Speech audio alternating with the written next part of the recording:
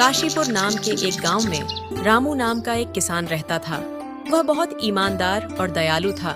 वह सारा दिन अपने खेतों में मेहनत किया करता था और उसी से अपना घर चलाता था। रामू के पास एक बैल था जिसका नाम था हीरा, जिसकी बदौलत वो सारी खेती किया करता था। हीरा, ये देख, आज मैं तेरे लिए ये नया पट्टा लाया हूँ, जिससे तेरी गर्दन पर खेतों में हल चलाते हुए अब से कोई दबाव या दर्द नहीं होगा। वाह, मेरे सफेद हीरा पर यह काला पट्टा कितना सुंदर लग रहा है। उसी गांव में रामू का एक दोस्त किशन भी रहता था, जो बहुत ही आलसी और कामचोर था। वह हमेशा अपनी चिकनी चुपड़ी बातों से रामू का भरोसा जीत लेता था। एक दिन जब रामू अपने खेतों में काम कर रहा होता है, तब किशन उसके पास आता है। अरे रामू, कैसे हो भाई? अरे आओ आओ भाई किशन। कैसे हो भाई? अरे आओ आओ भाई किशन, मैं तो ठीक हूँ, प्रभु की कृपा से सब बढ़िया है। तुम बताओ, तुम कैसे हो? कुछ परेशान दिखाई दे रहे हो, क्या बात है? क्या बताऊं रामू भाई, तुम तो जानते ही हो कि इस साल मेरे खेत की सारी फसल बर्बाद हो गई थी, जिस वजह से मेरी हालत बहुत खराब है। बहुत लोगों का कर्जा हो गया है मुझ पर। सोच रहा हूँ ये घर बार छोड़कर कहीं दूर चला जाऊं। बहुत परेशान हो गया हूँ। अब कोई अपना भी नहीं है ना जिससे कुछ मदद मांग सकूं। अरे अरे भाई किशन, ऐसा क्यों कहते हो? इसमें परेशान होने की क्या बात है? आखिर हम दोनों पक्के दोस्त हैं और परेशानी में एक सच्चा दोस्त ही दूसरे दोस्त के काम आता है। बताओ क्या करना है, हम दोनों मिलकर सब ठीक कर देंगे। हाँ, बात तो तुमने बिल्कुल ठीक कही रामू भाई। जिसके पास तुम जैसा दोस्त हो उसे परेशान नहीं होना चाहिए। दरअसल मुझे तुम्हारी एक छोटी सी मदद चाहिए थी। हाँ हाँ बोलो भाई, इसमें इतना सोचने की क्या बात है? बताओ, मैं क्या मदद कर सकता हूँ तुम्हारी? रामू, क्या तुम अपना बैल मुझे कुछ दिनों के लिए उधार दे सकते हो? दरअसल मुझे अपने खेत में नई फसल उगानी है, जिसके लिए मुझे तुम्हारे बैल की जरूरत है। तुम परेशान मत होना, बदले में मैं तुम्हारे बैल की अच्छे से देखभाल भी करूंगा। मैं वादा करता हूँ कि इसे जल्दी ही लौटा दूंगा। रामू को किशन की हालत देखकर बहुत दुख हुआ। वह दिल से चाहता था कि उसका दोस्त इस मुश्किल घड़ी से बाहर निकल सके। वह बोला, बिल्कुल किशन भाई, तुम मेरा ये बैल ले जाओ, मैं अपना बचा हुआ काम बाद में कर लूंगा। मेरे लिए सबसे जरूरी ये है कि पहले तुम अपनी इस परेशानी से बाहर निकल सको। अगर कुछ और मदद चाहिए हो तो वो भी बता देना, किसी चीज की टेंशन मत लेना। ठीक है भाई? धन्यवाद रामू भाई, तुम दोस्त नहीं भाई हो भाई, वरना आजकल कहाँ ऐसी दोस्ती देखने को मिलती है। मैं जल्दी ही आता हूँ तुम्हें ये बैल वापस करने। किशन ने खुशी खुशी वो बैल लिया और उसे लेकर अपने घर की ओर बढ़ गया। लेकिन वह उस बैल को वापस रामू को लौटाने का कोई इरादा नहीं रखता था। उसके मन में कई खुराफात चल रही थी। अरे वाह, मैंने उस रामू को आसानी से बेवकूफ बना दिया। वो तो बहुत ही सीधा साधा है। अगर मैं ये बैल उसे वापस ही ना दूं तो वो मेरा क्या ही बिगाड़ लेगा। वह मुझसे पूछने की हिम्मत भी नहीं करेगा। क्यों ना मैं इस बैल को बेचकर कुछ पैसा ही कमा लूं, जिससे मेरे पैसों की सारी परेशानी खत्म हो जाएगी।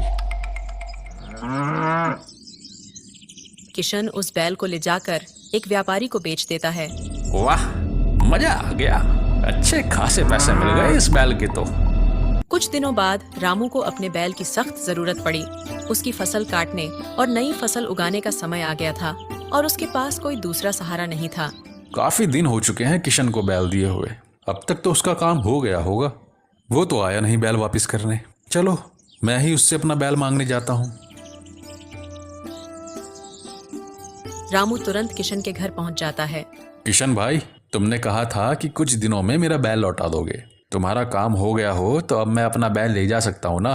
मुझे भी अपने खेत में काफी काम करना है।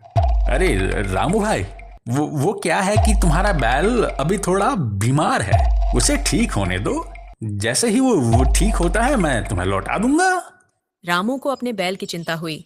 उसने सोचा कि बैल सच में बीमार है तो इंतजार कर लेना ही ठीक होगा। रामू ने उसकी बात पर भरोसा कर लिया और वापस लौट आया। और अगले दिन उसने खुद ही अपनी सारी फसलों को काटा। कुछ दिन और बीत गए, लेकिन किशन ने बैल नहीं लौटाया। रामू को खेत की जुताई के लिए उस बैल की जरूरत थी, तो वह फिर से किशन के घर गया। किशन, मुझे अपने बैल की सख्त जरूरत है भाई। मुझे अपने खेत में नई फसल उगानी है। क्या अब मेरा बैल ठीक हो गया है? अरे रामू भाई, सच कहूं तो मैंने उसे अभी अभी चरने के लिए बाहर भेजा है। ऐसा करो कि तुम कल आ जाओ, मैं उसे कल लौटा दूंगा। रामू को किशन की बातों पर थोड़ा शक हुआ, पर उसने एक दिन और इंतजार करना ठीक समझा और वह वापस अपने घर की तरफ निकल पड़ा। रास्ते में उसे एक बुजुर्ग व्यक्ति मिला जिसने रामू को बुलाकर कहा, रामू बेटा, मैं तुम्हें रोज किशन के घर जाते हुए देखता हूँ। शायद तुम नहीं जानते कि उस किशन ने तुम्हारा वो बैल एक व्यापारी को बेच दिया है। मैंने उसे दूसरे गांव के एक व्यापारी के साथ तुम्हारे उस बैल का सौदा करते हुए देखा था। बेटा, तुम्हें उस किशन के झांसे में नहीं आना चाहिए था। तुम्हारा वो दोस्त बहुत बड़ा धोखेबाज है। ये सुनते ही रामू का दिल टूट जाता है और वह बहुत दुखी हो जाता है। बाबा, मैंने तो किशन को अपना सच्चा दोस्त समझा था, पर उसने मेरी दोस्ती का गलत फायदा उठाया है। अब मैं ऐसा नहीं होने दूंगा। वो मुझे और बेवकूफ़ नहीं बना सकता। अब वो मेरा बैल मुझे खुद वापस ला कर देगा। बाबा, मुझे आपकी मदद चाहिए। क्या आप मेरा एक काम कर सकते हैं? हाँ हाँ बेटा, बताओ मैं तुम्हारी क्या मदद कर सकता हूँ। रामू उस बूढ़े आदमी को सारी बात समझा देता है कि उसे क्या करना है और वहाँ से चला जाता है। कुछ देर में किशन उस रास्ते से गुजर रहा होता है। वो बूढ़ा व्यक्ति किशन को देखता है और उसे अपने पास बुलाता है। क्या बात है बाबा, आपने मुझे इस तरह रोक कर क्यों बुलाया? हाँ बेटा किशन, बात ही कुछ ऐसी है। मैं काफी दिनों से रामू को तुम्हारे घर पर आते हुए देख रहा हूँ। शायद वो अपने किसी बैल के लिए तुम्हारे पास आता है। हाँ बाबा, पर बात क्या है? बेटा, कुछ देर पहले ही मैंने उसे किसी से बात करते सुना है कि वो जिस बैल के लिए तुम्हारे पास आता है, उस बैल के गले में उसने एक काला पट्टा बांधा हुआ है, जिसके अंदर उसने बरसों से जमा किए हुए पैसे और गहने छिपा कर रखे हैं। शायद इसीलिए वो इतना परेशान लग रहा था। हैं? क्या बात कर रहे हो बाबा? हे भगवान, ये मैंने क्या कर दिया? जरा से पैसों के लिए उस बैल को बेचकर मैंने अमीर बनने का इतना सुंदर मौका हाथ से गंवा दिया। अभी जाकर वो बैल वापस ले आता हूँ। बस किसी ने उसका वो पट्टा गले से ना निकाला हो। किशन तुरंत वो बैल लेने उसी व्यापारी के पास पहुंच जाता है। जब वह उस बैल के गले में बंधा काला पट्टा देखता है तो उसकी जान में जान आ जाती है। हे भगवान, तेरा शुक्र है, ये पट्टा तो सही सलामत है। बस अब जल्दी से ये सेठ मुझे ये बैल वापस कर दे, फिर ये खजाना मेरा है। हाँ भैया किशन, ये बैल तो मेरे बहुत काम का है। मेरे इतने बड़े खेत में ये अकेला ही पूरा काम करता है। काफी अच्छा और मेहनती बैल है ये। मैं इसे वापस देना तो नहीं चाहता, पर तुम्हारी इतनी मिन्नतें करने पर मैंने ये सोचा है कि अगर तुम इस बैल को मुझसे वापस लेना ही चाहते हो तो तुम्हें मुझे इसके 3 गुना पैसे देने होंगे। अगर मेरा ये सौदा मंजूर हो तो बोलो। बेटा किशन, ये 3 गुना पैसे तो बहुत छोटी सी रकम है उस खजाने के सामने जो इस बैल के गले में बंधा है। जल्दी से वो पैसा दे और निकल यहाँ से। ठीक है ठाकुर साहब, मुझे ये सौदा मंजूर है। किशन उस व्यापारी से वो बैल वापस खरीदकर घर की तरफ निकल पड़ता है और घर पहुंचते ही वो उस बैल के गले से वो पट्टा निकाल लेता है और उसे टटोलने लगता है। अरे ये क्या? इसमें तो कुछ भी नहीं है।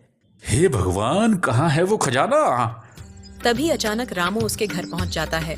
अरे भाई किशन, ऐसा लग रहा है कि आज तो मुझे मेरा बैल वापस मिल ही जाएगा। क्यों?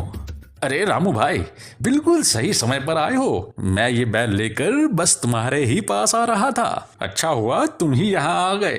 ये लो अपना बैल। किशन, पर इसके गले में एक काला पट्टा भी बंधा हुआ था, वो कहाँ गया? पता नहीं भाई, वो तो शायद कहीं खो गया है। ओहो, अच्छा, चलो अच्छा ही है। काफी पुराना हो गया था, मैं भी उसे फेंकने ही वाला था। ये सुनकर किशन हैरान हो गया।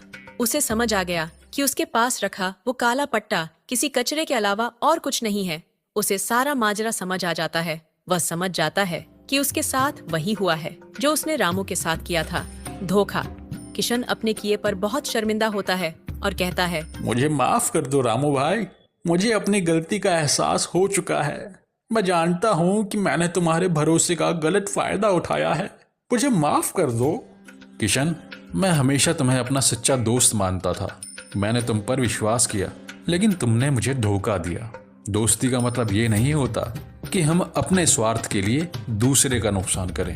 किशन को अपनी गलती का एहसास हुआ और उसने रामू से माफी किया, लेकिन वह समझ गया था कि हर किसी पर आंख बंद करके भरोसा नहीं करना चाहिए। दोस्तों, कहानी अच्छी लगी तो लाइक जरूर करें और ऐसी ही मजेदार कहानियों के लिए